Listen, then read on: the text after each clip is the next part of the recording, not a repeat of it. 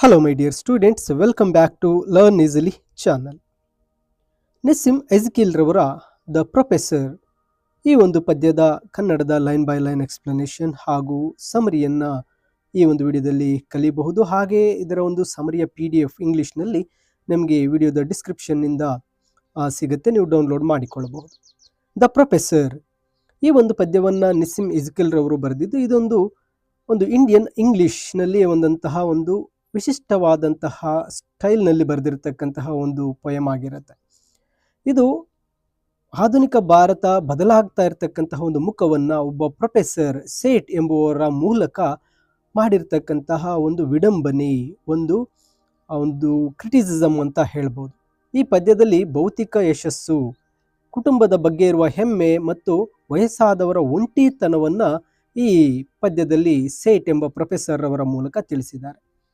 ಈ ಪದ್ಯದ ಒಂದು ಥೀಮ್ಗಳನ್ನು ಗಮನಿಸಿದಾಗ clash of old and new values, ಅಂದರೆ ಈ ಪದ್ಯವು ಬದಲಾಗ್ತಾ ಇರತಕ್ಕಂತಹ ಭಾರತೀಯ ಸಮಾಜವನ್ನು ಚಿತ್ರಿಸುತ್ತೆ. ಜೊತೆಗೆ ಪ್ರೊಫೆಸರ್ ಹಳೆಯ ತಲೆಮಾರಿನವರಾದರೂ ಬದಲಾಗ್ತಾ ಇರತಕ್ಕಂಥ ಜಗತ್ತಿಗೆ ತಕ್ಕಂತೆ ಒಂದು ಕುಟುಂಬ ಯೋಜನೆ, ಫ್ಯಾಮಿಲಿ ಪ್ಲಾನಿಂಗ್ ಮತ್ತು ಆಧುನಿಕ ಒಂದು ಪ್ರಗತಿ, ಡೆವಲಪ್ಮೆಂಟನ್ನು ಒಪ್ಪಿಕೊಳ್ಳಲು ಪ್ರಯತ್ನಿಸ್ತಾರೆ.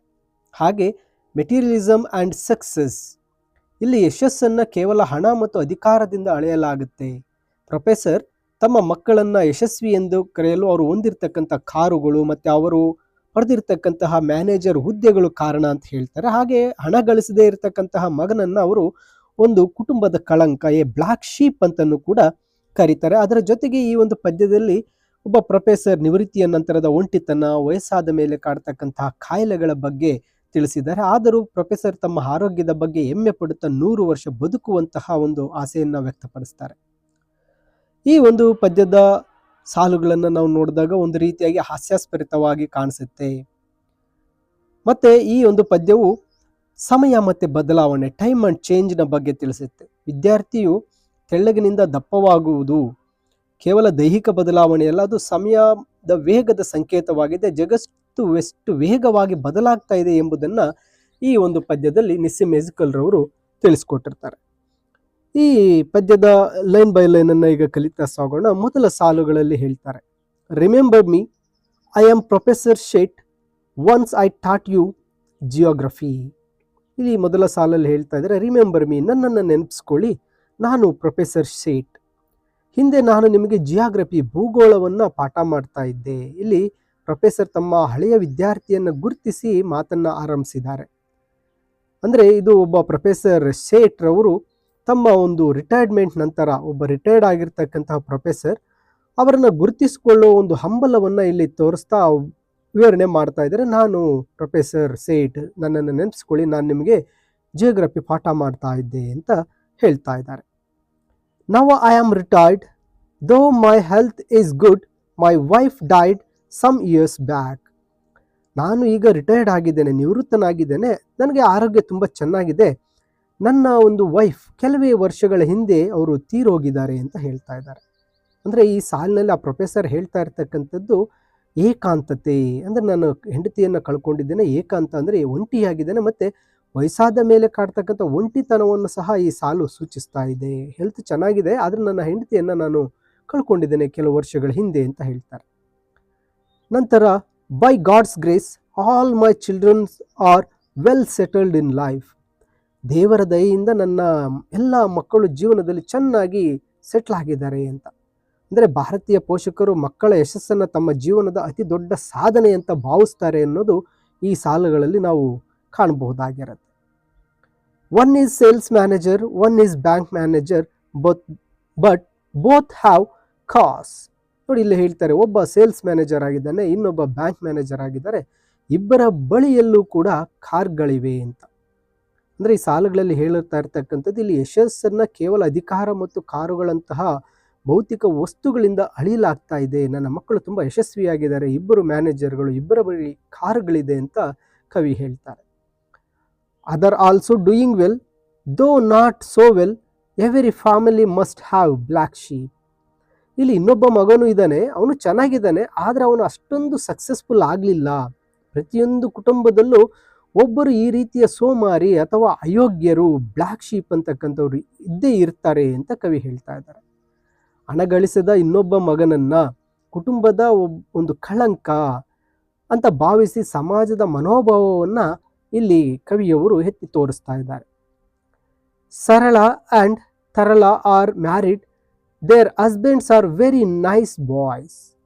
ಇಲ್ಲಿ ಸರಳ ಮತ್ತೆ ತರಳ ಮದುವೆಯಾಗಿದ್ದಾರೆ ಅಂದರೆ ಇದು ಪ್ರೊಫೆಸರ್ ಅವರ ಹೆಣ್ಣು ಮಕ್ಕಳು, ಅವರ ಗಂಡಂದಿರು ತುಂಬಾ ಒಳ್ಳೆಯ ಹುಡುಗರು ಅಂತ ಹೇಳ್ತಾ ಇದ್ದಾರೆ. ಅಂದ್ರೆ ಇಲ್ಲಿ ಕವಿಯ ಪ್ರಕಾರ, ಆ ಪ್ರೊಫೆಸರ್ನ ಪ್ರಕಾರ, ಹೆಣ್ಣು ಮಕ್ಕಳು ಮದುವೆಯಾಗಿ ಬೇರೆಯವರ ಮನೆ ಸೇರುವುದೇ ಅವರ ಜೀವನದ ಒಂದು ನೆಲೆ ಎಂಬ ಒಂದು ಸಾಂಪ್ರದಾಯಿಕ ಚಿಂತನೆಯನ್ನ ಇಲ್ಲಿ ಹೇಳ್ತಾ ಇದ್ದಾರೆ. ಅದ್ರ ಜೊತೆಗೆ ಅವರ ಹಸ್ಬೆಂಡ್ಸ್, ಅವರು ಅಂದ್ರೆ ಕವಿಯ ಅಳಿಯಂದಿರು ಕೂಡ ಒಳ್ಳೆ ಹುಡುಗರು ಅನ್ನೋದನ್ನ ಹೇಳ್ತಾ ಇದ್ದಾರೆ. You won't believe but I have 11 grand children, how many issues you have. ನಿಮಗೆ ನಂಬಲು ಸಾಧ್ಯವಾಗದೇ ಇರಬಹುದು, ಆದರೆ ನನಗೆ 11 ಜನ ಮೊಮ್ಮಕ್ಕಳಿದ್ದಾರೆ, ನಿನಗೆ ಎಷ್ಟು ಜನ ಮಕ್ಕಳಿದ್ದಾರೆ ಅಂತ ಇಲ್ಲಿ ಕ್ವಶನ್ ಅನ್ನ ಕೇಳ್ತಾ ಇದ್ದಾರೆ. ಇಲ್ಲಿ ಇಶ್ಯೂಸ್ ಎಂಬ ಒಂದು ಪದವನ್ನ ಮಕ್ಕಳಿಗೆ ಬಳಸಿರುವುದು ಭಾರತೀಯ ಇಂಗ್ಲಿಷ್ ಶೈಲಿಯನ್ನ ಎತ್ತಿ ತೋರಿಸ್ತಾ ಇದೆ. How many issues you have, issues ಅಂದ್ರೆ ಇಲ್ಲಿ ಸಮಸ್ಯೆಗಳು ಅಂತ, ಅಂದ್ರೆ ನಿನಗೆ ಇನ್ನೆಷ್ಟು ಮೊಮ್ಮಕ್ಕಳಿದ್ದಾರೆ ಅಂದ್ರೆ ಮೊಮ್ಮಕ್ಕಳು ಅಂತಕ್ಕಂಥದ್ದು ಒಂದು ರೀತಿ ಸಮಸ್ಯೆ ಅನ್ನೋದನ್ನ ಹೇಳ್ತಾ ಇದ್ದಾರೆ. 3. That is good, these are days of family planning, I am not against. 3 ಮಕ್ಕಳೇ, ಇಲ್ಲಿ 3 ಅಂತ ಉತ್ತರ ಬಂದಿದೆ, ಅದಕ್ಕೆ ಕವಿ ಆ ಒಂದು ಪ್ರೊಫೆಸರ್ ಮೂಲಕ ಹೇಳ್ತಾ ಇದ್ದಾರೆ 3 ಮಕ್ಕಳೇ ಒಳ್ಳೆಯದು, ಈಗಿನ ಕಾಲ ಕುಟುಂಬ ಯೋಜನೆಯ ಕಾಲ, ನಾನು ಅದರ ವಿರೋಧಿಯಲ್ಲ ಅಂತ ಕವಿ ಹೇಳ್ತಾರೆ. ಹಳೆಯ ಕಾಲದ ಮನುಷ್ಯನಾದರೂ ಆಧುನಿಕ ವಿಚಾರಗಳಿಗೆ ಹೊಂದಿಕೊಳ್ಳುವ ಅವರ ಪ್ರಯತ್ನವನ್ನ ಈ ಸಾಲು ತೋರಿಸುತ್ತೆ. We have to change with times, whole world is changing, in India also we are keeping up, our progress is progressing. ನಾವು ಕಾಲಕ್ಕೆ ತಕ್ಕಂತೆ ಬದಲಾಗಬೇಕು, ಇಡೀ ಜಗತ್ತು ಬದಲಾಗ್ತಾ ಇದೆ, ಭಾರತವು ಸಹ ಈ ಬದಲಾವಣೆಗೆ ಹೊಂದಿಕೊಳ್ತಾ ಇದೆ, ನಮ್ಮ ಪ್ರಗತಿಯು ಮುಂದುವರಿತಾ ಇದೆ ಅಂತ ಪ್ರೊಫೆಸರ್ ಅವರು ಆಧುನಿಕತೆಯನ್ನು ಒಪ್ಪಿಕೊಳ್ಳುವ ತವಕದಲ್ಲಿದ್ದಾರೆ.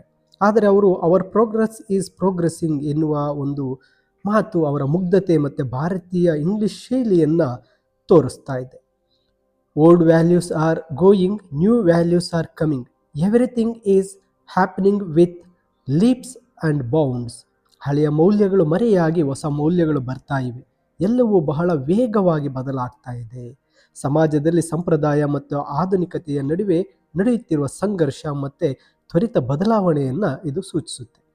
I am going out rarely, now and then only, this is price of old age, but my health is okay, usual aches and pains.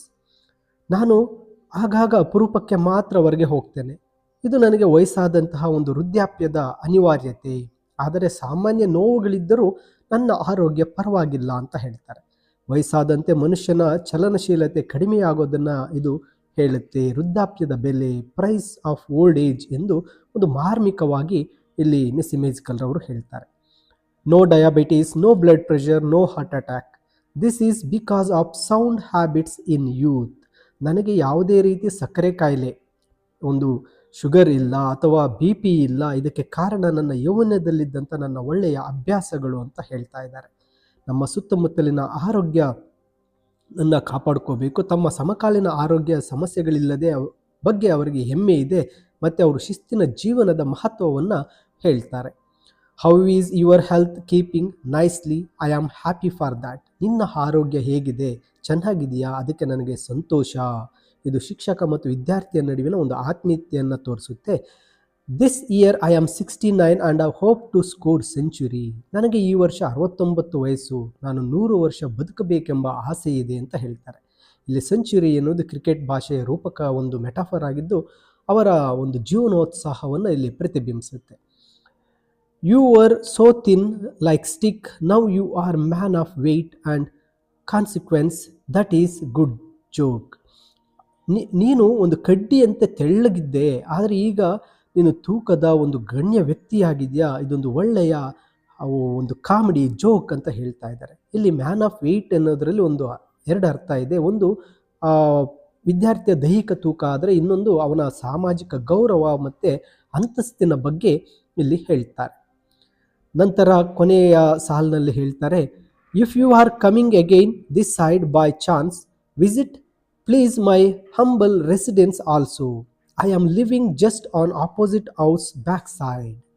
ನೋಡಿ, ಮತ್ತೆ ಆ ವಿದ್ಯಾರ್ಥಿಗೆ ಹೇಳ್ತಾನೆ, ಮತ್ತೇನಾದರೂ ನೀನು ಈ ಕಡೆ ಬಂದಾಗ ದಯವಿಟ್ಟು ನನ್ನ ಮನೆಗೂ ಸಹ ನೀನು ಬಾ, ನಾನು ಎದುರಿನ ಮನೆಯ ಹಿಂಭಾಗದಲ್ಲಿ ವಾಸಿಸ್ತಾ ಇದ್ದೇನೆ ಅಂತ ಹೇಳ್ತಾರೆ. ಇಲ್ಲಿ ನಿಸ್ಸಿಮ್ ಎಜಿಕೇಲ್ ರವರು ಅವರ ಒಂದು ಅಡ್ರೆಸ್ಸನ್ನು ನೀಡಬೇಕಾದ್ರೆ ಒಂದು ರೀತಿಯ ಗೊಂದಲಮಯವಾದಂಥ ಒಂದು ಕನ್ಫ್ಯೂಷನ್ ಸ್ಟೈಲಲ್ಲಿ ಹೇಳಿದ್ದಾರೆ. ಇದು ಇಂಡಿಯನ್ ಇಂಗ್ಲೀಷ್ನ ಒಂದು ಸಿಂಟ್ಯಾಕ್ಸ್, ಭಾರತೀಯ ಆಡು ಭಾಷೆಯ ಸೊಗಡನ್ನು ಇಲ್ಲಿ ಎತ್ತಿ ತೋರಿಸ್ತಾ ಇದೆ. ಅವ್ರು ಹೇಳ್ತಾ ಇರ್ತಕ್ಕಂಥದ್ದು, I am living just on opposite house back side. ನಾನು ನೀನು ಬರ್ತಕ್ಕಂತಹ ಎದುರಿನ ಮನೆಯ ಹಿಂಭಾಗದಲ್ಲಿ ನಾನು ಮನೆಯಲ್ಲಿ ವಾಸಿಸ್ತಾ ಇದ್ದೇನೆ ಅಂತ ನಿಸ್ಸಿಮ್ ಎಜಿಕೇಲ್ ರವರು ಹೇಳ್ತಾರೆ. ಈ ರೀತಿಯಾಗಿ ದ ಪ್ರೊಫೆಸರ್ ಪದ್ಯದ ಕನ್ನಡದ ಸಾರಾಂಶವನ್ನು ತಿಳಿಸಿದ್ದೇನೆ. ಹಾಗೆ ಇದರ ಸಮರಿ PDF ವಿಡಿಯೋದ ಡಿಸ್ಕ್ರಿಪ್ಷನ್ನಲ್ಲಿದೆ, ಡೌನ್ಲೋಡ್ ಮಾಡಿಕೊಳ್ಬೋದು. ಹೆಚ್ಚಿನ ವಿಡಿಯೋಗಳಿಗೆ ತಪ್ಪದೆ ಲರ್ನ್ ಈಸಿಲಿ ಚಾನಲ್ಗೆ ಸಬ್ಸ್ಕ್ರೈಬ್ ಮಾಡಿಕೊಳ್ಳಿ ಅಂತ ತಿಳಿಸುತ್ತಾ, thank you for watching this video.